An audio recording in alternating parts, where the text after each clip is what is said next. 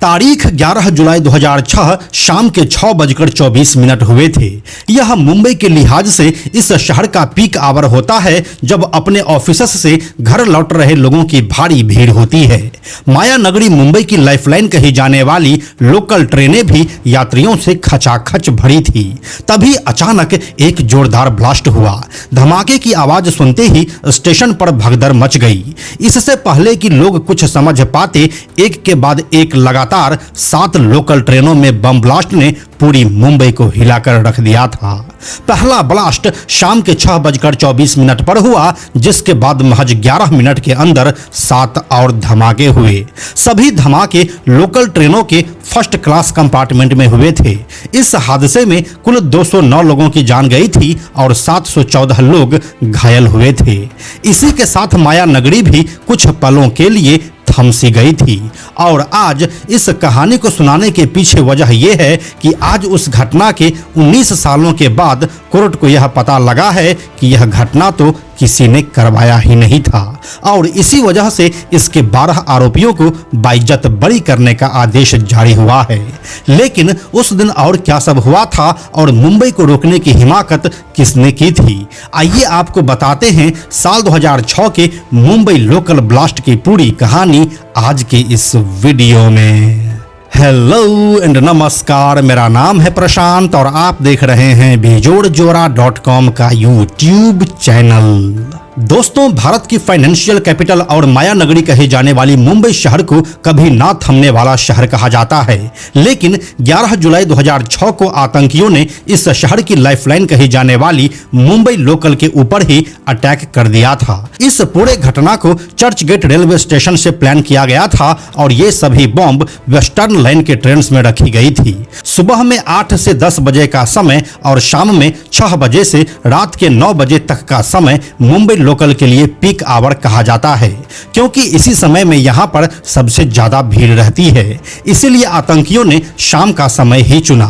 दोस्तों, मुंबई में 11 जुलाई 2006 को शाम 6:24 से लेकर 6:35 के बीच एक के बाद एक लगातार 7 ब्लास्ट हुए। ये सभी ब्लास्ट मुंबई के पश्चिम रेलवे पर लोकल ट्रेनों के फर्स्ट क्लास कंपार्टमेंट में करवाए गए थे। खार, बांद्रा, जोगेश्वरी, माहिम, बोरीवली, माटुंगा और मीरा भाईंदर रेलवे स्टेशनों के पास ये ब्लास्ट हुए थे। इन ट्रेनों में लगाए गए बम RDX, ammonium nitrate, fuel oil और कीलों से बनाए गए थे, जिसे 7 प्रेशर कुकर में रखकर टाइमर के जरिए उड़ाया गया था। 11 जुलाई 2006 का मुंबई लोकल ब्लास्ट साल 1992 के बम धमाकों के बाद माया नगरी मुंबई में सबसे बड़ा हमला था।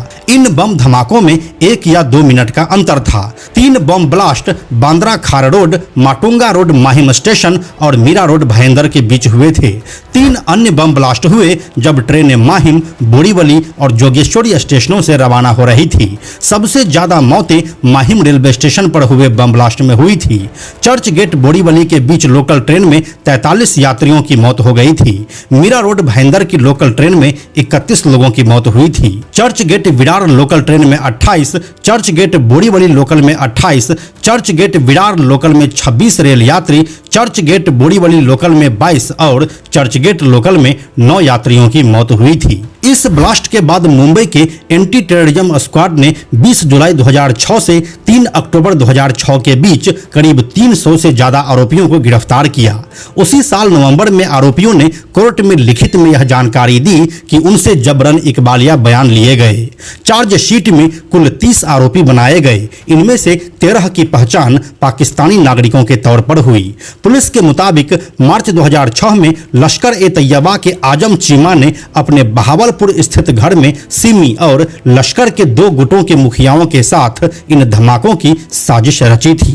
पुलिस ने कहा था कि मई 2006 में बहावलपुर के ट्रेनिंग कैंप में 50 युवकों को भेजा गया और उन्हें बम बनाने के साथ बंदूकें चलाने की ट्रेनिंग भी दी गई। यहाँ से अब कोर्ट कचहरी का दौर शुरू होता है और करीब 9 साल तक केस चलने के बाद स्पेशल मकोका कोर्ट ने 11 सितंबर 2015 को फैसला सुनाया। इसमें कोर्ट ने 13 आरोपियों में से 5 दोषियों को फांसी की सजा, 7 को उम्र कैद और 1 आरोपी को वहां से बरी कर दिया था। इन 12 आरोपियों के नाम कुछ इस प्रकार से हैं: तनवीर अहमद अंसारी, मोहम्मद फैजल शेख, एहतेशाम सिद्दीकी, मोहम्मद माजिद शफी, शेख आलम शेख, मोहम्मद साजिद अंसारी, मुजम्मिल शेख, सोहेल महमूद शेख, जमीर अहमद शेख, नावीद हुसैन खान और आसिफ खान। 11 सितंबर 2015 को फैसला आने के बाद साल 2016 में आरोपियों ने इस फैसले को बॉम्बे हाईकोर्ट में चुनौती दी और अपील दायर की। फिर साल 2019 में बॉम्बे हाईकोर्ट ने अपीलों पर सुनवाई शुरू की। अदालत ने कहा कि इस मामले में विस्तृत दलीलें और रिकॉर्ड की समीक्षा की जाएगी। फिर साल 2023 से 2024 तक हाईकोर्ट में मामला लंबित रहा और सुनवाई टुकड़ों में होती रही। लेकिन अब 21 जुलाई 2025 को बॉम्बे हाईकोर्ट ने सभी 12 आरोपियों को बरी कर दिया है। दोस्तों, साल 2006 के मुंबई ट्रेन बॉम्बिंग के आरोपियों की रिहाई से संबंधित हाईकोर्ट के ऑर्डर को आप इन 4 पॉइंट्स में समझ सकते हैं। नंबर 1, अदालत में पेश किए गए सबूत, गवाहों के बयान और आरोपियों से जो बरामद किया गया वे उन्हें दोषी ठहराने के लिए पर्याप्त नहीं थे। नंबर 2, बम बनाने के लिए जो विस्फोटक इस्तेमाल हुए उनकी रखरखाव ठीक नहीं थी, सबूतों की सीलिंग भी खराब थी। नंबर 3, अभियोजन पक्ष यानी कि सरकारी वकील अपराध में इस्तेमाल किए गए बमों के प्रकार को भी रिकॉर्ड में लाने में विफल रहा है। और नंबर 4, आरोपियों के जो बयान लिए गए उन्हें देखकर लगता है कि ये जबरदस्ती रिकॉर्ड करवाए गए हैं। मतलब यह हुआ कि कोर्ट ने सीधे सीधे इस फैसले को जांच से जोड़ दिया है, जो इन सालों में केंद्र और महाराष्ट्र में कांग्रेस सरकार की नाकामी को भी दिखा रहा है। वो तो गनीमत है कि 26/11 के बाद कसाब पकड़ा गया था, नहीं तो उस मामले में भी शायद ही किसी को सजा मिल पाती। इस देश के जुडिशियल सिस्टम की हम जितनी भी तारीफ कर दें, लेकिन कुछ दिनों के बाद कोई ऐसा फैसला आ ही जाता है जब हमें लगता है कि इस देश में आम नागरिक के जान की कोई कीमत ही नहीं है। और ऐसा ही कुछ साल 2006 के मुंबई लोकल ब्लास्ट केस में भी हुआ है।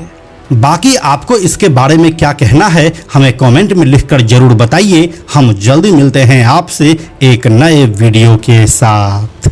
दोस्तों, YouTube हमारी वीडियोज की रीच को आगे नहीं बढ़ा रहा है, इसलिए हमें आर्थिक समस्या का सामना करना पड़ रहा है।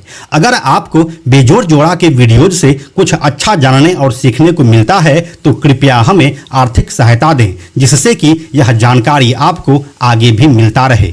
आप हमें 100, 200, 500 या फिर 1000 रुपये से भी अपना समर्थन दे सकते हैं, जिससे कि हम नए नए कहानियों पर लगातार काम करते रहें। आपके सहयोग के लिए धन्यवाद। साथ में हम आपको यह भी बताते चलें कि आप में से 97% ऐसे लोग हैं जो हमारे वीडियोस को देखते तो हैं, लेकिन हमारे चैनल को सब्सक्राइब नहीं करते हैं। ऐसे लोगों से हमारी हाथ जोड़कर विनती है कि अगर आपको हमारे वीडियोस पसंद आ रहे हैं तो आप बेजोड़ जोड़ा के इस चैनल को सब्सक्राइब जरूर कर लीजिए। साथ ही बेजोड़ जोड़ा नाम से हमारा एक एक्स अकाउंट है, यानी कि ट्विटर अकाउंट है, आप उसे भी फॉलो जरूर कीजिए। यह वीडियो अगर आपको पसंद आया तो इसे लाइक और शेयर जरूर करें। आने वाले वीडियोस के लिए बेजोड़ जोड़ा को सब्सक्राइब करके बेल आइकन को टच करना ना भूलें।